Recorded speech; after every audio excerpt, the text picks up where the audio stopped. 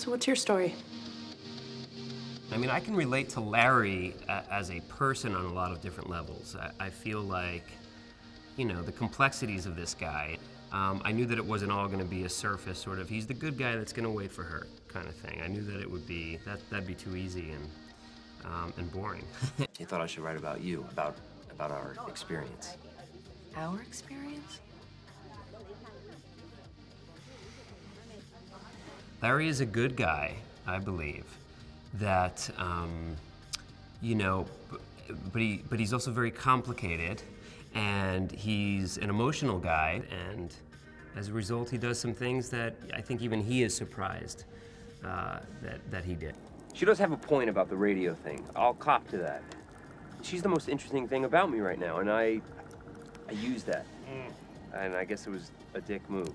You know, that causes all kinds of friction, obviously, on the relationship, because she feels that it was exploitive, and he feels like he's doing what he needs to do in order to survive and move forward in his life and his career. Salute. Salute.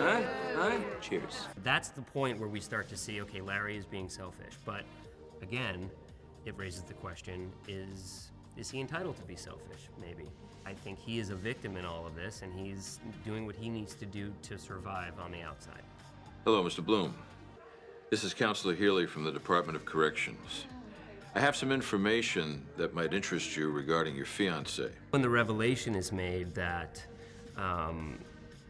that Alex is in there with her, and then the second revelation that she has in fact hooked up with Alex again, then things just go for Larry, just go from 0 to 60. I mean, things just, his whole world kind of crumbles, culminating in the you know, sort of final episode with, you know, I guess a sort of cliffhanger of sorts as it pertains to their relationship, which is there hope for them? I mean, is the damage that has been done to their relationship irreparable? Or can it be fixed? This is changing you. It's changing me. You didn't ask for any of this. No, but we're here.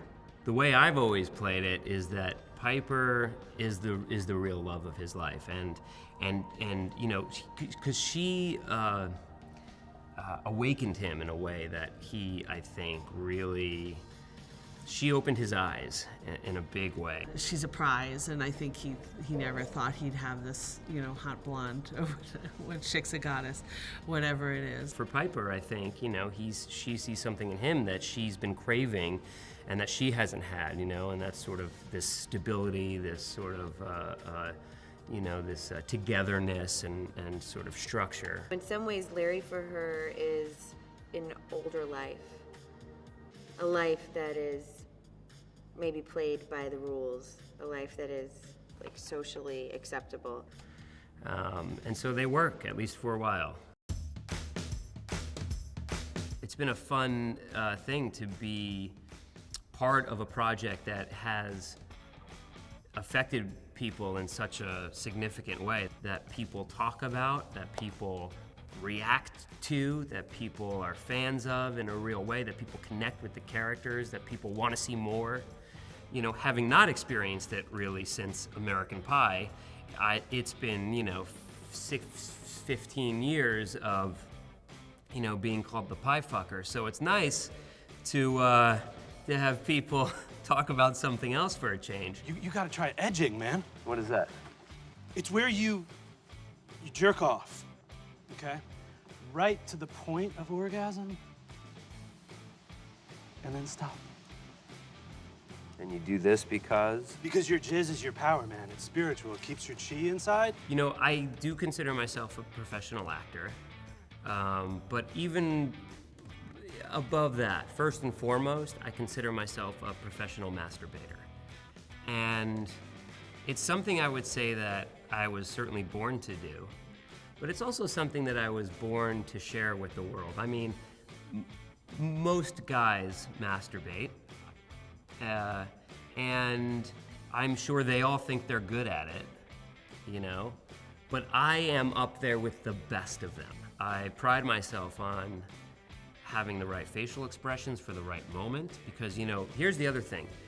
Masturbation sessions are like snowflakes or fingerprints. No two are alike, and so I know what to bring to each different kind of masturbatory experience.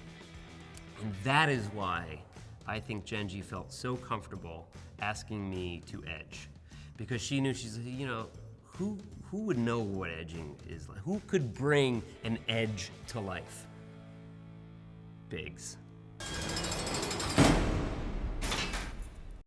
When I think about what is my favorite Larry scene, I keep coming back to the flashback scene when Larry and Piper first meet. Hello? It's just really sort of sweet, and I think it's funny, and I think it's very real, and yeah, I think that, and I think it's very helpful contextually. I think it just really helps, like why are these two, what is the deal with these two? You know, because there are people I think who, because again, on paper, they might not be easy to buy together. You know, people might have a hard time believing it. And so to be able to get this glimpse of this really sort of sweet, real moment between the two of them when they first meet is, I think, important to the show. And so I'm gonna go with that.